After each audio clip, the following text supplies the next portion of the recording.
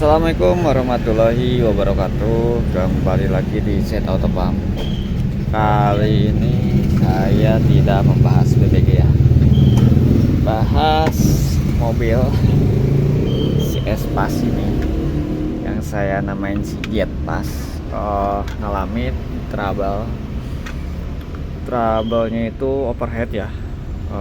Tidak sampai mematikan mesin, tidak sampai membuat tenaganya terasa drop banget. Ada terasa drop tapi tidak sampai drop banget. Bahkan untuk lari pun masih enak. Kejadiannya saya pulang dari Bekasi, mampir dulu ke Cikarang, kemudian jalan lagi. Tanjakan pertama wilayah Cikampek, Kaliurip aman, wilayah Sadang aman, Ciganea aman, lanjut lagi terus sampai dengan Darangdan, Cikalongwetan itu masih aman. Setelah tanjakan terakhir mau perbatasan Bandung, tiba-tiba aja ada bau menyengat dan saya memutuskan untuk langsung ke pinggir. Kesalahan saya juga tidak mengamati dari ini ya, karena saya lebih sering mengamati ini, mengamati dari digitalnya ya daripada yang analognya. Ternyata ini udah sampai lewat dari posisi ini setengahnya, nggak sampai habis setengahnya. Itu saya lihat itu karena ada bau gosong dan saya itu posisinya lagi mau menyalip ditanyakan ketika mencium bau gosong, nyalip.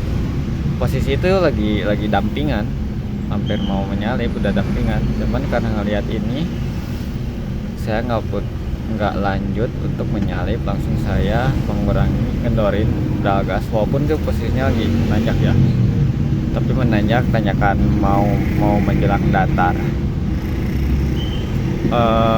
Di situ langsung ke pinggir dan langsung nggak lama saya buka ini jok. Wah, ternyata udah berasa banget dan oli pun udah sempat keluar dari bawah silinder kop yang paknya itu udah jadi sempet rempes, tapi olinya sih masih banyak ya. Saya cek olinya masih banyak, artinya keluarnya masih sedikit. Ada netes-netes juga di tempat yang lain, itu mungkin karena panas ya, saking panasnya. Kemudian ini radiator airnya habis, jadi saya masih belum paham ini penyebabnya apa, karena mungkin ini harus dibongkar ya, karena saya itu pas setelah tanjakan Ciganea panjang kan itu, terus ada lagi tanjakan kilometer berapa tuh yang sering terjadi kecelakaan di situ, masuk jembatan. Nah, setelah jembatan tuh saya sempat ganti gas dulu ya, karena gasnya habis. Ganti gas dulu di situ, itu temperatur masih aman, masih dari garis bawah itu masih naik dikit. Cuman saya nggak merhatiin ini karena kan posisinya langsung matiin, dan ketika buka pintu pun nggak ada bau gosong gitu. Kemudian ganti gas belakang, pasang lagi starter enak langsung jadi. Terus saya memang nggak sempat merhatiin ini lagi ya, jalan aja. Ketika jalan masih enak, masih normal gitu kan, masih bisa lari 100 tanjakan tuh. Kemudian tiba-tiba aja pas mau nyalip yang satu itu bau gosong. Nah setelah itu kan menepi, kemudian ada kebetulan bawa itu air, ada dua, satu penuh satu dikit, masukin, ternyata kan masih kurang, kemudian ada sisa air, masukin lagi. Dan alhamdulillahnya itu di depan itu ada pos PJR, jadi ada pihak dari PJR tiba datang gitu kan, menyarankan untuk menganalisa kerusakannya di pos PJR aja. Dan itu alhamdulillah banget ya, kebetulan pas banget ada di situ posisinya. Jadi saya bisa mengistirahatkan dulu mesinnya. Kemudian setelah saya istirahat, cek kan, kemungkinan ini ada bocor di packing head cylinder pop ya. Jadi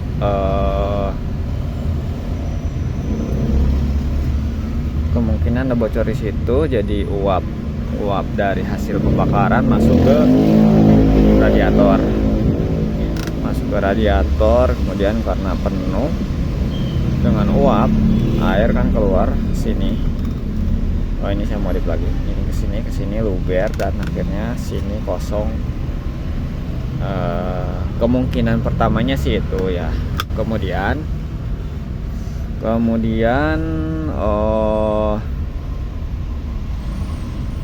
saya isi lagi penuh nyampe bener-bener dingin mesin, dan di temperatur pun di sini itu udah di bawah. Nah mirip seperti itu. Dari sini baru saya berani jalan lagi. Tapi sebelum jalan itu saya ini nih penuhin dulu ini, karena dari tempat dari tempat kejadian pertama sampai dengan rumah itu jaraknya masih sekitar 31 km lagi ya, lumayan jauh untuk keadaan banyak tanjakannya. Tapi kalau misalkan jalanannya lurus atau banyak turunan, mungkin saya nggak terlalu seperti ini, nggak terlalu persiapan seperti ini ya, cukup pakai ini aja. Karena masih banyak tanjakan, saya khawatir overhead lagi, jadinya saya memutuskan begitu. Jadi ini saya setelah dari tempat pemberhentian pertama tuh, kemudian ya kan jalan masih turun, kemudian ketemu jembatan Cisomang kalau nggak salah, kemudian setelah jembatan tuh nanjak terus panjang, itu yang setelah pemberhentian dari yang pertama itu menuju beberapa kali tanjakan itu, ini langsung ke hampir garis ini ya, garis tengah ini. Itu kondisinya sebelum udah masuk Padalarang, cuman sebelum tol Padalarang. Jadi sebelahan sama terowongannya kereta Wus ya, situ posisinya di situ. Kemudian di situ panas, kemudian berhenti, dan ini benar-benar panas, radiator benar panas. Saya siram, kemudian bagian mesin pun siram ya. Tapi secara tenaga masih enak, ya ada ngedrop pun dikit ya. Siram lagi, udah siram kan dingin, kemudian isi lagi. Saya lanjut lagi tuh, itu kan masih ada tanjakan, beberapa tanjakannya nggak terlalu ini sih, cuman kalau lagi nanggung itu lumayan bikin lemot juga. Sampai dengan perbatasan Kota Cimahi, akhir tanjakan panjang Padalarang, perbatasan Kota Cimahi. Nah di situ berhenti lagi, walaupun secara suhu ini masih di sini, dengan sini artinya bisa dianggap normal ya. Kemudian air pun panas, tapi enggak panas yang sebelumnya berhenti ya, itu panas banget. Tapi yang itu yang di Cimahi itu nggak sebegitu panas. Nah setelah itu saya ada keanehan ya. Jadi di sini panas, di sini tuh dingin. Jalur bawah sini tuh dingin. Jadi ini di sini hangat ya, di sini hangat, sebelah sini agak panas. Tapi kesininya dingin. Jadi ini ada mungkin ada kasus lain ya. Apakah itu water pumpnya tidak bekerja atau gimana? Ya udahlah, saya abaikan dulu itu, abaikan. Pokoknya saya fokus gimana caranya bisa sampai dengan rumah, bisa sampai ke rumah dengan selamat tanpa harus ada istilahnya mesin mati dan harus ditinggal atau di towing gitu kan ya. Pokoknya saya targetnya harus sampai rumah dulu aja. Nah, walaupun secara suhunya masih terlihat normal, tapi saya nggak berani karena memang dari awal itu saya ketemu mobil ini suhunya masih di bawah terus ya. Mau pakai di bawah ngebut, mau bawa pelan kecuali macet, dia naik. Tapi ini kalau sekarang lagi jalan tuh masih di sini. Ya di garis ini naik dikit lah gitu kan ya. Tapi rata-rata di garis ini. Nah kemarin itu kan setengahnya lah, segini lah. Setengahnya segini itu kalau mobil biasa sih normal-normal aja mungkin ya. Tapi karena saya nggak terbiasa dengan seperti itu, jadinya bawaannya was-was terus. Jadi naik dikit minggir.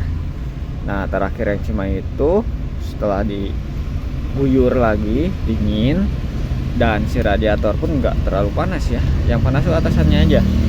Ketika saya pegang sini, bawah sini, ini dingin. Apalagi bawah dingin itu. Nah itu dari situ tuh udah aja merayap kecepatan 40 gitu kan. Ngikutin truk aja 40, 50 gitu kan, kadang 20. Ya udah. Nyampe lah pintu tol Kopo ya. Pintu tol Kopo. Nah, pintu tol Kopo keluar pintu tol, saya cek lagi karena secara susu diam ya. Dicek naik dikit, sini naik dikit. Ya udah, tapi karena saya nggak biasa seperti itu. Jadi masih was-was aja, masih was-was. Jadi dari situ tuh kemudian air radiatornya saya isi lagi karena berkurang sih, cuman dikit berkurangnya. Tapi karena nggak terbiasa seperti itu jadinya parno gitu kan.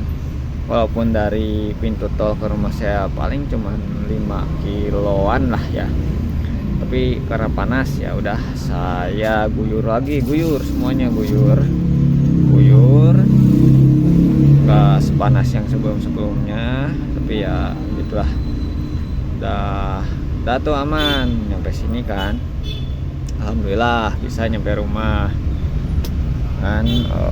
Saya cek sih si radiator nggak begitu kotor-kotor amat, tapi nanti mungkin saya akan kuras juga disemprot supaya kotorannya tidak keluar. Kemudian nanti saya akan cek bagian-bagian dari silinder kopnya. Ini udah pasti saya bubut karena pasti ada ya melenting ya karena panas banget, air kosong gitu. Kemudian yang jadi perhatian tuh mungkin ini water pumpnya bermasalah ya, nggak ngalir. Jadi yang saya bilang tadi tuh yang pas kondisi berhenti di perbatasan Cimahi itu bagian bawah sininya itu nggak panas, cenderung dingin. Anget pun enggak ya, dingin, serius itu dingin. Jadi ada kemungkinan water pumpnya juga bermasalah, ada kemungkinannya, tapi saya nggak tahu juga. Nanti kita cek bareng-bareng. Oke, video pertama curhat dulu. Jadi ini mesin masih kondisinya masih bisa hidup. Istilahnya apa ya? Ya hidup nggak normal. Jadi saya takutnya overhead lagi sih,